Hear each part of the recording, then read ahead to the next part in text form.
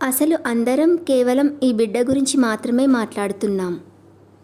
ఈ బిడ్డని కన్న తల్లి గురించి అడగడమే మర్చిపోయాం అని అంటుంది కావ్య రాజ్తో. ఈ బిడ్డకి తల్లి ఎవరు చెప్పండి అని అడుగుతుంది కావ్య. కావ్య అడిగిన దానికి ఏం మాట్లాడకుండా సైలెంట్గా చూస్తూ ఉంటాడు రాజ్.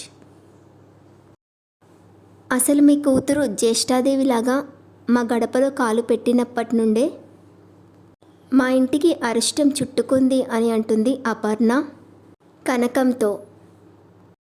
నా కూతురికి అన్యాయం చేసి పైనుంచి తనదే తప్పంటే మాత్రం మీకు మర్యాదగా ఉండదు అని అంటుంది కనకం అపర్ణతో. మీ కూతురికి అంత కష్టంగా ఉంటే ఆ కష్టాన్ని చూసి మీకు బాధగా అనిపిస్తూ ఉంటే ఇంకా ఇక్కడే ఎందుకుంటారు, మీ కూతుర్ని తీసుకొని వెళ్ళిపోండి అని అంటుంది అపర్ణ. ఇప్పుడే పంపించండి, తీసుకెళ్ళిపోతామని అంటుంది కనకం.